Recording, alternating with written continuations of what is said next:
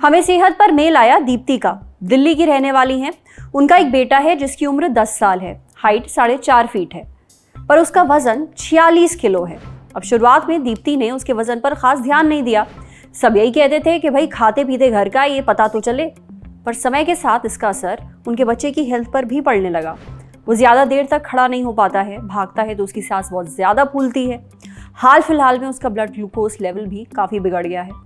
जब डॉक्टर को दिखाया तो पता चला कि उसे चाइल्डहुड ओबेसिटी है। इसे आम भाषा में लोग महज मोटापा समझते हैं और इग्नोर कर देते हैं, पर ओबेसिटी अपने आप में एक बहुत बड़ा रिस्क है। दीप्ति चाहती हैं कि अब अपने शो पर चाइल्ड ओबेसिटी के बारे में बात करें। ये क्या होती है, यानी कैसे पता चलेगा कि आपका बच्चा ओबीस की कैटेगरी में आता है, साथ ही इसके कारण क्या है और इलाज के बारे में डॉक्टर से बात करें।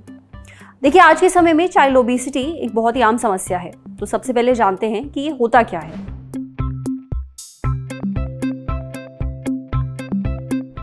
चाइल्डहुड ओबेसिटी एक प्रॉब्लम है जो कि मैं समझता हूं कि बड़े शहरों में करीब 30% बच्चों में पाई जाती है। इसका अर्थ ये है कि जिन बच्चों में जब भी हम बच्चों का वजन लेते हैं, उनकी लंबाई लेते हैं और उम्र के हिसाब से हम उसको ग्राफ पे प्लॉट करते हैं, तो अगर वो 75th सेंटाइल से बच्चा ऊपर जाए तो हम उसको ओवरवेट कहते हैं, 90th सेंटाइल से ऊपर जाए तो हम उसको ओबीस कहते हैं, यानी मोटापा। आम भाषा में मोटापा कहने में लगता है अच्छा ठीक है, बच्चा मोटा है। पुराने जमाने में लोग कहते थे हाँ बड़ा हेल्दी दिखता है, लेकिन आज हम कहते हैं कि बड़ा अनहेल्दी दिखता है। एक सिंपल सा मैं एग्जांपल देता हूं अपने पेशेंट्स को।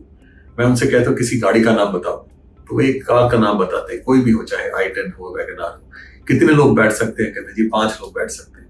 मैं बच्चे से पूछता हूँ अगर इसमें 8 लोगों को बिठा दूंगा तो क्या होगा? गाड़ी के शॉकर पे लोड आएगा, उसके टायर पे लोड आएगा, उसके इंजन पे लोड आएगा।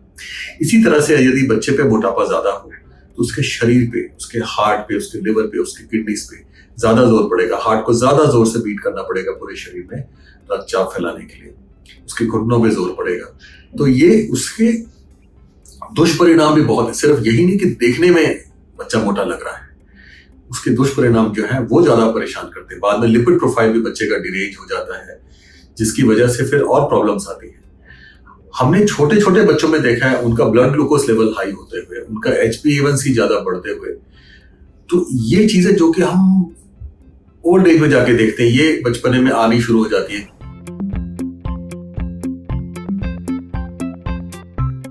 कॉमन जो कारण है इसके, एक तो लाइफस्टाइल। मोबाइल के आगे बैठे हैं, टीवी के आगे बैठे हैं, ज्यादा समय स्क्रीन टाइम पे दे रहे हैं, नीचे खेलने जा रहे हैं। एक समय था जब माँ बुलाती थी आ जाओ, घर वापस आ जाओ, ग्राउंड से आ जाओ। आज वो बोलती है जाओ नीचे जाके खेलो, बच्चा आगे स्क्रीन के बैठा हो। कितनी बड़ी प्रॉब्लम है। फिर lifestyle, junk food, burgers, pizzas, इस तरह के खाने पे ज्यादा ध्यान दिया जाता है। कार्बोहाइड्रेट्स, आइसक्रीम्स, मीठा इतना खा रहे हैं, अननेसेसरी कैलोरीज अंदर जाई जा रही है, बर्न हो नहीं रही है, और इम्बैलेंस डाइट है। इतना ज्यादा खाने के बावजूद भी उनमें कुछ बी कॉम्प्लेक्स या आयरन की डेफिशिएंसी हो सकती है, बजाय इसके बावजूद कि वो मोटा है। तो अनहेल्दी लाइफस्टाइल, अनहेल्दी डाइट, ये इस चीज को लेते हैं। जेनेटिक फैक्टर भी एक है, जहां माँ बाप मोटे हैं बच्चों में मोटापा आता है। एक बात का ध्यान रखना बहुत जरूरी है, हर बार डाइट और एक्टिविटी ही इसका कारण नहीं होती है। कई बार कुछ मेडिकल प्रॉब्लम्स भी हो सकती है, जैसे थायराइड की प्रॉब्लम हो या किसी और हार्मोनल प्रॉब्लम की वजह से भी बच्चे में वजन बढ़ सकता है। तो हम जब भी इवैल्यूएट करते हैं कोई चाइल्डहुड ओबेसिटी का बच्चा है, तो हम मेडिकल प्रॉब्लम्स को भी ध्यान में रखते हैं कि इसको भी हमें रूल आउट करना है कि ये प्रॉब्लम तो नहीं है। उसके बाद फिर हम कहते हैं हाँ भाई डाइट। हम ये नहीं कहते अच्छा भाई डाइट पे ध्यान दो, ऐसा ऐसा खाना खाओ हो जाएगा। डाइट का प्रॉपर प्लान बना के दिया जाना चाहते हैं कि भाई आपको ये खाना है, ऐसे खाओगे, फिर हम इतने दिन बाद या इतने महीने बाद या इतने दिन बाद, इतने हफ्ते बाद देखेंगे कि क्या हुआ। फिजिकल एक्टिविटी में अगर हम आमतौर पर अच्छा भाई फिजिकल एक्टिविटी थोड़ी बढ़ा दो, काफी नहीं है, कितनी बढ़ा दो, कैसे बढ़ा दो, क्या करो, कितनी देर करो, डिटेल्स में बताना जरूरी होता है। तब जाके ये जो प्लान अगर हम किसी बच्चे को देते हैं तो वो कारगर होता है। तो ये एक बहुत ही मेजर इशू है। अभी उल्टा हो गया है, पतले बच्चों को हम कहते हैं हाँ ये फिट है, हेल्दी है। जो मोटापा आता है तो मोटे बच्चे, जो ओबीस बच्चे आते हैं, हम उनको कहते हैं कि ये अनहेल्दी।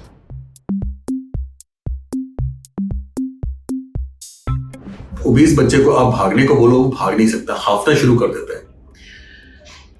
जैसे मैंने बताया था कि लिपिड प्रोफाइल, ना सिर्फ लिपिड प्रोफाइल बल्कि लिवर फंक्शन टेस्ट भी डिरेंज हो सकता है। तो बॉडी में बाकी चीजें भी गड़बड़ाने लगती हैं। ब्लड शुगर का लेवल बढ़ने लगता है, HbA1c बढ़ने लगता है।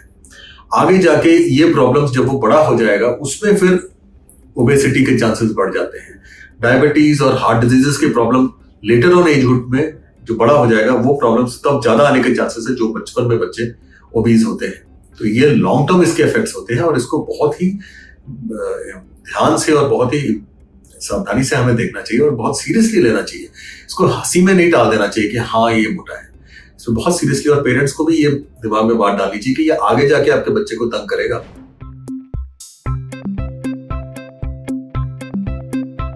बचाव तो ये है कि बच्चे की फिजिकल एक्टिविटी अच्छी होनी चाहिए। हर बच्चे को कम से कम 1-2 घंटे फील्ड में खेलना चाहिए, भागना चाहिए। नंबर 2, स्क्रीन टाइम कम होना चाहिए। अमेरिकन एकेडमी ऑफ पीडियाट्रिक्स की रिकमेंडेशन है एक बच्चे का स्क्रीन टाइम 24 घंटे में 1 घंटे से ज्यादा नहीं होना चाहिए। तीसरी चीज, खाना बैलेंस्ड होना चाहिए। जहां तक हो सके घर का खाना खाएं जिसमें सब्जियों की मात्रा, फलों की मात्रा पर्याप्त हो। जंक फूड से बचना चाहिए। और यदि इसके बावजूद भी वजन बढ़ रहा है या कोई और बीमारी है तो डॉक्टर से संपर्क करें। कई बार मेडिकल कॉजेस होते हैं, जैसे थायराइड वाली प्रॉब्लम हो, कोई और हार्मोन वाली प्रॉब्लम हो जिसकी वजह से कि वजन बढ़ रहा हो। बीमारी की शुरुआत में यदि हम उस पर अगर ध्यान दें तो उस पर फिर काबू पाना या उसका इलाज करना आसान होता है। बहुत ज्यादा वजन बढ़ गया उसके बाद अब जाके सोचो चलो अभी बात करते हैं, तो वो टाइम काफी निकल चुका है, फिर उसको वापस सामान्य स्थिति में लाने में काफी समय लगता है। आपने डॉक्टर साहब की बातें सुनी। एक चीज समझने की जरूरत है, भले ही बच्चों में मोटापा बहुत हेल्दी होने की निशानी मानी जाती थी पहले, आपको बच्चे बहुत क्यूट लगते होंगे, पर असल में ये हेल्दी होना नहीं है। ये जानने के लिए कि आपका बच्चा ओवरवेट है या ओबीज है, उसकी जांच करवाना जरूरी है। अगर चाइल्डहुड ओबेसिटी है तो इस पर ध्यान देने की जरूरत है। अब बढ़ते हैं सेहत के अगले सेगमेंट की तरफ। जानिए सफर करते वक्त आपको कब्ज की शिकायत क्यों होती है। ज्यादातर लोग जब कहीं बाहर घूमने जाते हैं तो कब्ज की शिकायत करते हैं। लोगों को अक्सर ये शिकायत रहती है कि वो जब वेकेशन पर आते हैं तो उनका पेट कुछ ठीक नहीं रहता, पेट साफ नहीं हो पाता है। अब ऐसा क्यों होता है? अब इसके पीछे कई वजह हैं। ऐसा होता है हमारी रोज की दिनचर्या में बदलाव होने के कारण, हमारे खाने में बदलाव होने के कारण, खाने के पैटर्न में बदलाव होने के कारण, साथ ही घूमने से होने वाले तनाव और थकान के कारण। एक वजह और भी है, नींद पूरी ना होना। नींद की कमी से हमारा जो पाचन तंत्र है यानी जो डाइजेस्टिव सिस्टम है वो ठीक तरह से काम नहीं कर पाता। कई बार शौचालय ना मिलने से, उसमें साफ सफाई ना होने के कारण भी पेट साफ ना होने की परेशानी होती है। कई बार तो हम घर के सिवा कोई दूसरे शौचालय में जाने में सहज महसूस नहीं करते। तो इस प्रॉब्लम से निपटने के लिए क्या किया जाए? प्रोबायोटिक्स लें। अब ये प्रोबायोटिक्स क्या होते हैं? ये एक तरह के बैक्टीरिया हैं, अच्छे बैक्टीरिया, गुड बैक्टीरिया। ये खाने की चीज़ों में पाए जाते हैं जैसे कि दही, योगर्ट, अदरक। छोटी छोटी प्लास्टिक की बोतलें भी आती हैं जिसमें प्रोबायोटिक्स बिकते हैं और इनका दाम 10 से 20 रुपए होता है। ये किसी भी चटर पटर चीज़ें बेचने वाली दुकान में मिल जाते हैं। प्रोबायोटिक्स हमारे पाचन के लिए फायदेमंद होते हैं। दूसरी चीज़, घूमते फिरते रहिए। मतलब सफ़र के दौरान हम प्लेन में या ट्रेन में या कार में लंबे समय तक बैठे रहते हैं, इससे बचें। बीच बीच में थोड़ी देर के लिए उठकर चल फिर लीजिए। अपने खाने का ध्यान रखिए। बाहर की टेस्टी तेल वाले खाने के साथ साथ सही और स्वस्थ खाना भी खाइए।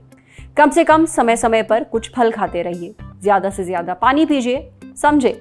अब बारी सेहत के आखिरी सेगमेंट की, खुराक, यानी एक झकास सी हेल्थ टिप। जानिए ज़्यादा रागी खाने से आपको क्या नुकसान हो सकता है। आपने कई बार हेल्थ एक्सपर्ट से रागी खाने की सलाह सुनी होगी। अब रागी फायदेमंद तो है पर लिमिटेड मात्रा में। जरूरत से ज्यादा इस्तेमाल हर चीज का बुरा होता है, भले ही वो रागी ही क्यों ना हो। कैसे? ये हमें बताया डाइटिशियन अमृता मिश्रा ने। रागी को मंडुआ, नाचनी, फिंगर मिलेट के नामों से भी जाना जाता है और रागी को कई लोग सूप, रोटी, चिप्स में इस्तेमाल करके खाते हैं। इसमें काफी पोषण होता है जैसे कि calcium, carbohydrate, potassium, fibre, lysine amino acid, methionine और विटामिन डी। ये शरीर को बहुत फायदा पहुंचाते हैं, लेकिन ज्यादा रागी खाने की वजह से कई बार लोगों को डायरिया, कब्ज और यही नहीं बल्कि किडनी की समस्या भी हो सकती है। क्योंकि रागी में ज्यादा मात्रा में प्रोटीन होता है तो जो किडनी के मरीज हैं ये उनके लिए ठीक नहीं है। इसलिए रागी खाइए पर कंट्रोल में, साथ ही एक्सपर्ट की सलाह लेकर ही इसकी सही मात्रा अपनी डाइट में तय करिए। आज सेहत पर इतना ही। अगर आप एक डॉक्टर हैं, हमसे कुछ शेयर करना चाहते हैं तो जो ईमेल आईडी इस वक्त आपको अपनी स्क्रीन पर दिख रही है उस पर हमें एक मेल भेज दीजिए। ये वीडियो फेसबुक पर देख रहे हैं तो हमारे फेसबुक पेज को लाइक करिए, यूट्यूब पर देख रहे हैं तो हमारे चैनल को सब्सक्राइब करिए, बेल आइकन पर ज़रूर क्लिक कर दीजिए ताकि जब भी हम कोई नया वीडियो अपलोड करें तो इसका नोटिफिकेशन आप तक सबसे पहले पहुँचे। शुक्रिया।